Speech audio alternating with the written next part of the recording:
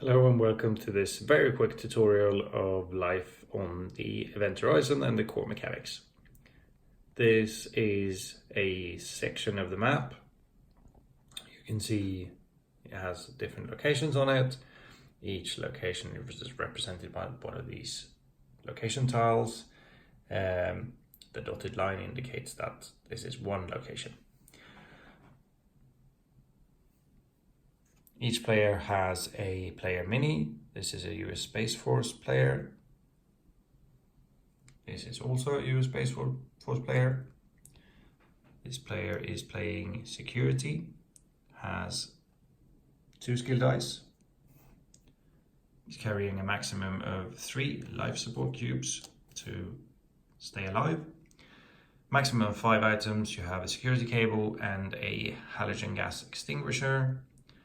That also adds 1 extra dice. So,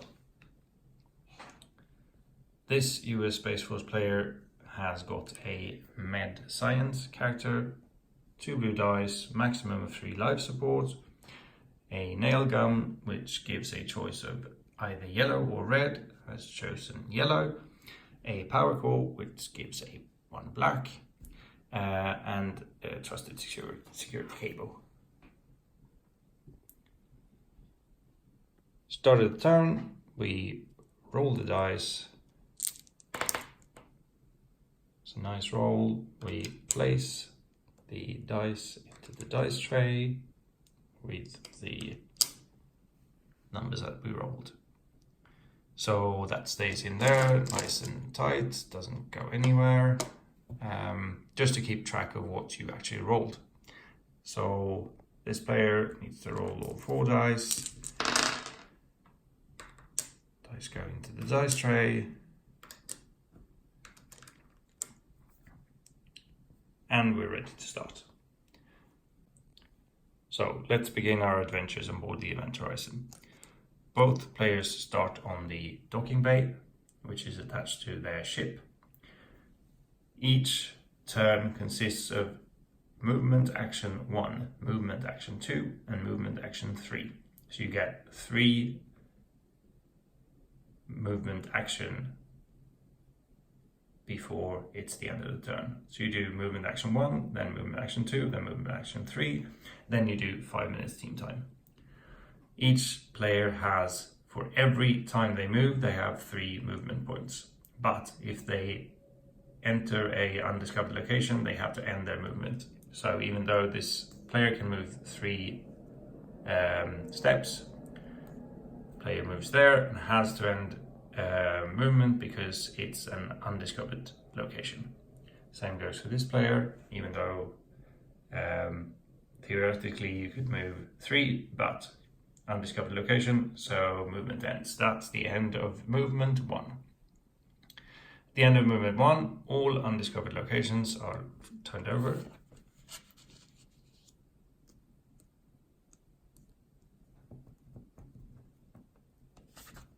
Like so. And there's something there. It's a power system, which adds the power system card. That's the end of movement 1. Now, action 1. For action 1, this player can do nothing because there's nothing there to do. This player, however, can choose to activate the power system. In order to do that, the player needs a combination of dice to activate, and also it says on the card that it requires a power core. Luckily, this player has a power core, slides it underneath, so the power core is there. 2 items remain, which means we're nowhere near the hand limit of 5 items. And now we need to activate it by adding dice from the dice pool. So you can see here it's either at least a 2 and at least a 3, yellow and blue, or at least a 2 and a 3 of yellow, or at least 4 of 4 red dice.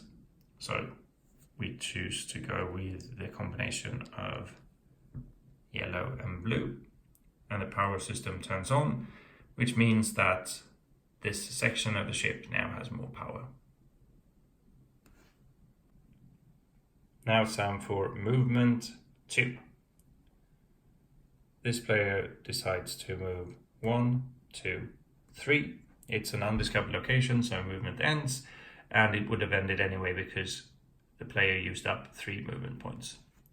This player chooses to go to the same location, movement ends, because you can't move past an undiscovered location. End of movement 2. We flip this over to see what it is.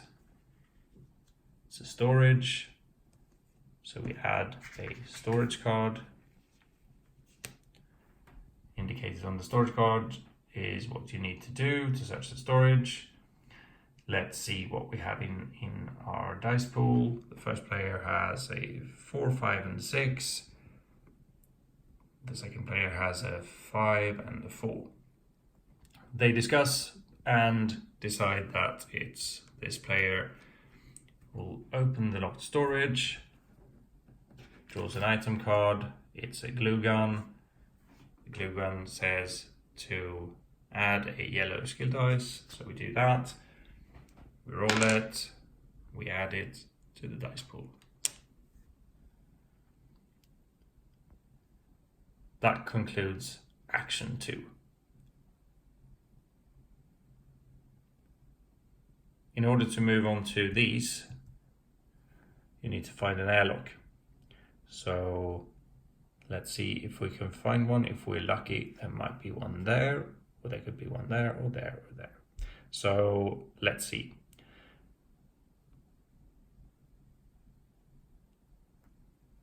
This player decides to go there, and that player goes there. That's the end of movement 3 because both players have ended movement because they entered undiscovered locations. So let's flip and see what happens. Oh. Nothing there. And nothing there. That ends movement 3 because there's nothing to do. That also ends action 3. Can't do anything if there's nothing to do. So it's the end of turn 1. We enter a 5-minute team time where players who are on the event horizon can chat to each other no matter what team they're on. Just 5 minutes to chat away, decide what to do.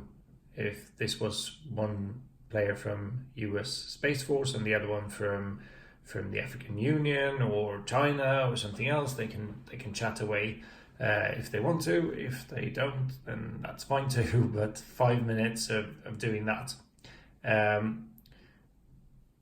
Worth noticing is that you can't leave the event horizon room and go into the fleet room without going to this space. And no player has ended movement there, so no player leaves the event horizon room. So you have to stay there for team time. You don't go anywhere else for team time.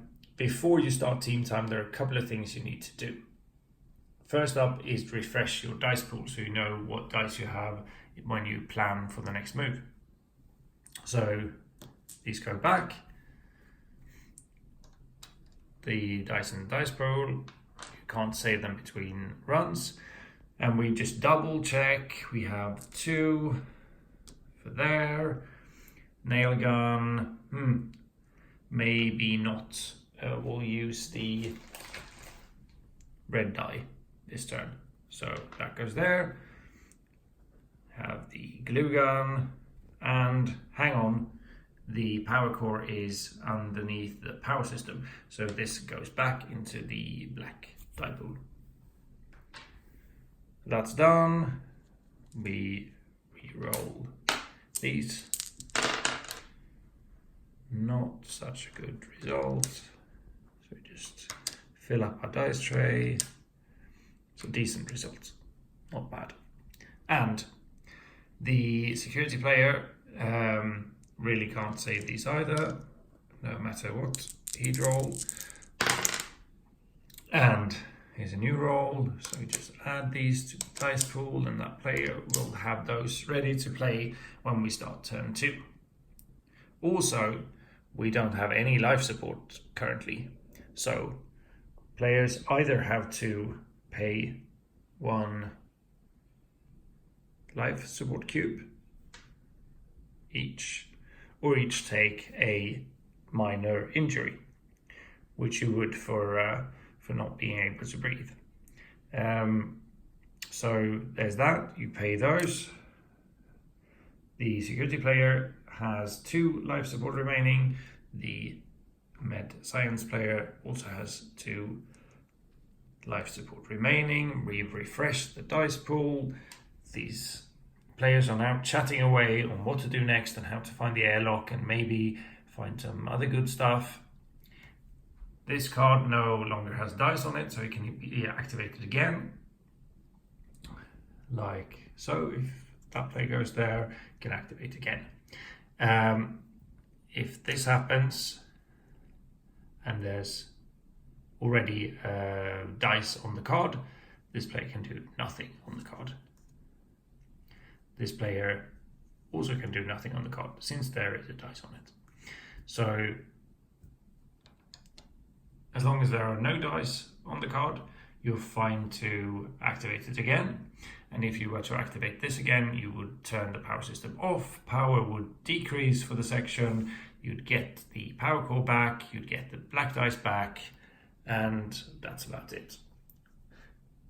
Let's hope for the best for these US Space Force players, and let's hope they find an airlock and can move on further into the event horizon.